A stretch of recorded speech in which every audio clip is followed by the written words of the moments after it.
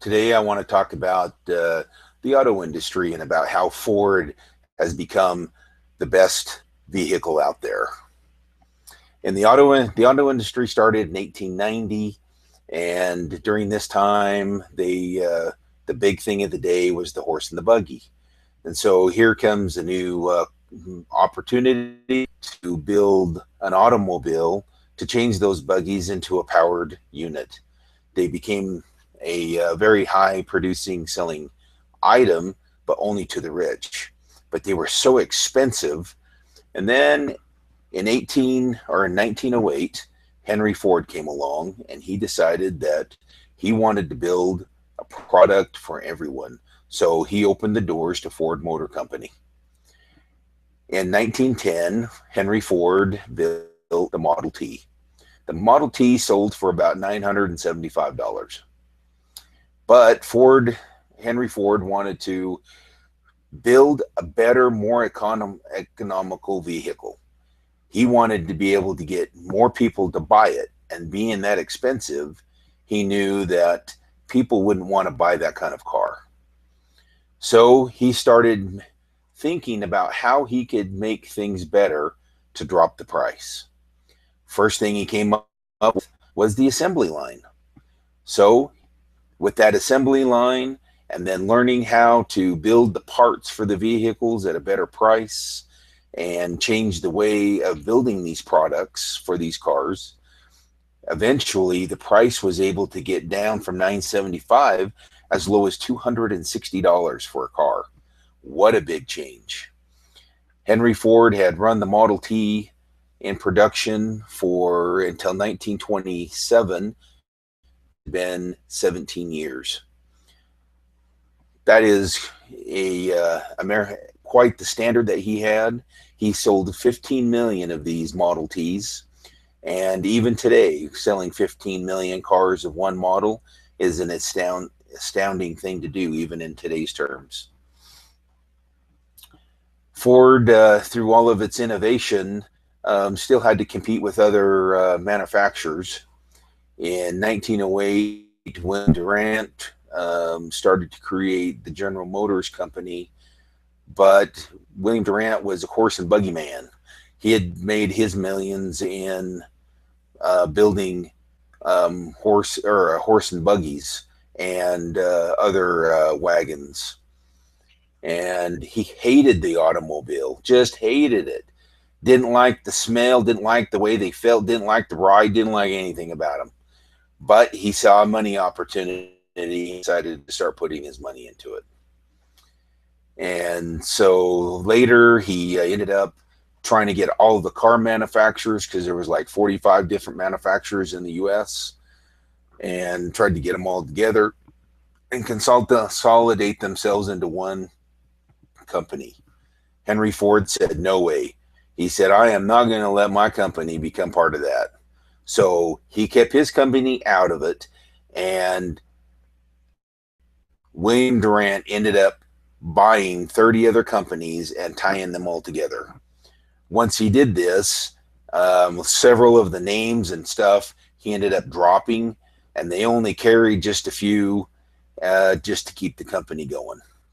And it came into play that it became an investment group instead of just a right down to earth car company, because it was more about money than it was building a good car for people. Then in 25, Chrysler Corporation came into effect. Chrysler bought out Maxwell Motors, and when they did that, they started building luxury cars, and they wanted to build some cheaper ones too, but it was mostly they wanted to be considered a luxury car company. But one of these still stood out from the rest. The Ford company still stood out strong, far above the rest. Ford's innovation started building for the future. They, after World War II, or during World War II, Ford was building airplanes and other military equipment. So after the war was over, they started building airplanes for transportation. And so Ford was the first one to build an airplane for transportation. And So because of the airplane industry, the reason we have airlines where we can go fly anywhere in the world started out because of Ford's innovation. Later on, in the 60s, Ford had a company, a subsidiary called Philco. Philco was an electronics company. They built all of the command center for the Apollo missions for flying to the moon. And so in the 60s and early 70s, Ford had a huge part in that, in um, building everything it took for that mission to be successful. During the 60s, the muscle era started. Ford was a huge success in the 60s and early 70s. So much that the other manufacturers were having a difficult time trying to keep up with Ford. NASCAR put regulations in place to keep Ford from winning the races. And because Ford had the Mustangs, the Cougars, the Torinos, and they were just winning races everywhere. Ford had put out huge, fast engines like the 427s and the 429 Bosses and the 351 Clevelands. Then once that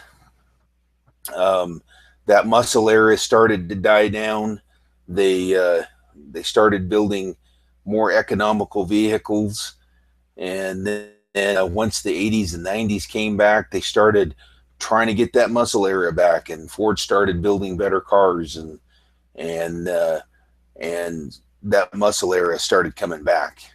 Then in 2008, tragedy struck. We ran into almost another Great Depression. It was the worst recession we'd ever had since the Great Depression, since 29. And during this time, GM had fallen so short in production and in sales that they took out bankruptcy. That Chrysler Corporation ended up failing and was going into bankruptcy and sold all their shares and everything they had to Fiat. And Fiat took it and kept the company going. And Ford was the only one that was innovative enough that they were able to get their own financing and to keep everything going on their own without having to look for help. Where GM was taking out bankruptcy, and our president Obama at the time just couldn't see GM running down the tubes, where I think all the other Chrysler and Ford guys would have loved to just see a GM fail. But our president stepped in, put billions and billions of dollars into that company with taxpayers' money during a really tough time like this, which I couldn't understand why you would do such a thing when Chrysler and Ford could have stepped in and took some of those other jobs that were failing and bring them into their own company and still made it profitable. Whereas our president wanted that company and didn't want to lose some of those jobs. And so he kept it going, where those jobs would have been saved in other industries. Then and since then, Ford has made better products. They were the first one to incorporate Microsoft information into their cars and to build better products. The Ford F-150 is the longest selling pickup that's been #1 in the market for years. Plus, it sells more pickups, F-150s, than any other car manufacturer does of their make. And so why wouldn't you want to buy a Ford? Ford has done more for our company, more for the public, and they support you better. Go to your nearest Ford dealer and buy a car today. Thank you.